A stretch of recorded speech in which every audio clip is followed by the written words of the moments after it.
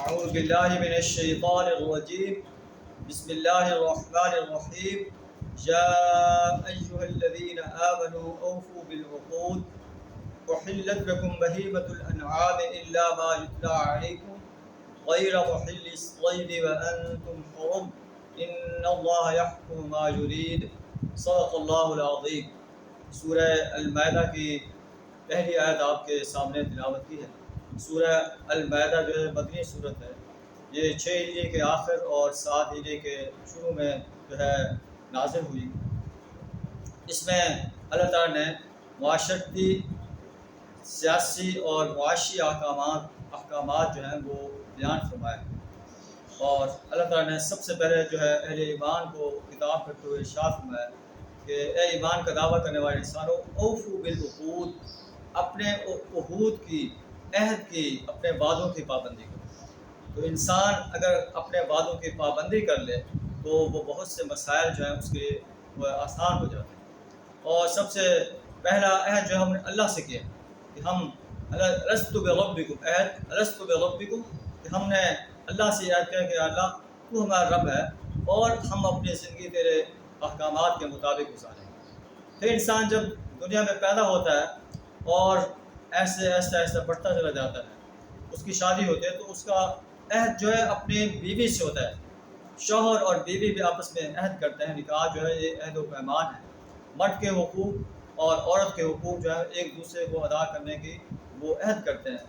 اسی طرح پھر معاشرے میں انسان جو ہے وہ بڑے بڑے کاروبار کرتا ہے، ملازمت کرتا ہے، سیاسی طور پر جو انسان جو ہے مناصب اس کو حاصل ہوتے ہیں، یا حکومتی طور پر جو اس کو مناسب حاصل ہوتے ہیں، یا فیکٹری اونرز کے حیثیت سے جو مزدوروں کے ساتھ اس کے فیکٹری اونرز کے معاہدے ہوتے ہیں، یہ تمام معاہدے جو ہیں اگر ہم جو ہے ان کو پورا کریں تو ہمارے لیے زندگی آسان ہو سکتی ہے۔ تو اللہ فرماتا ہے یا ایھا الذین آمنوا اوفوا بالعقود، اے ایمان کا دعویٰ کرنے والے انسانوں، معاہدوں کی پابندی کرو گے تو پھر اللہ تمہارے لیے آسانیاں پیدا کر دے گا۔ اگر معاہدوں کو توڑو گے تو پھر تمہارے لیے مشکلات پیدا ہوں۔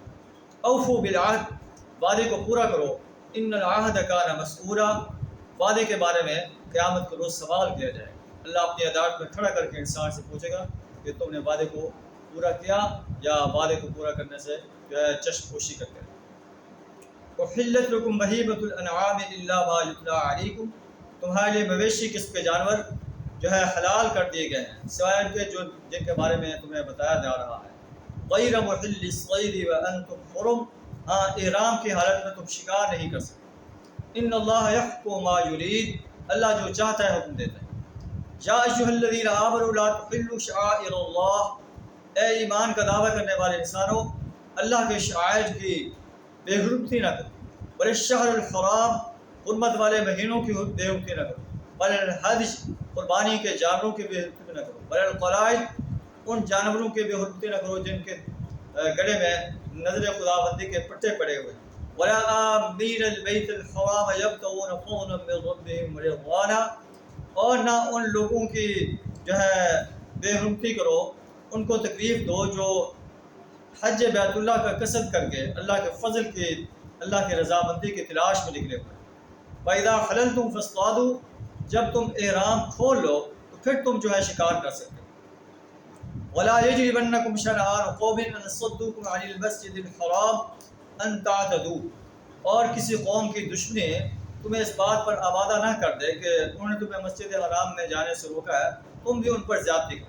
اس وقت عثمان جو ہے وہ طاقت میں آ چکے تھے جب سورہ مائدہ نازل ہوئی، تو اللہ تعالیٰ ان کو یہ گائیڈ لائن دے رہا ہے کہ کافروں نے جو تمہیں مسجد حرام میں جانے سے روکا ہے، تم جو ہے ان پر زیادتی نہ کرو، تمہارا اخلاق جو ہے وہ اعلیٰ ہونا چاہیے۔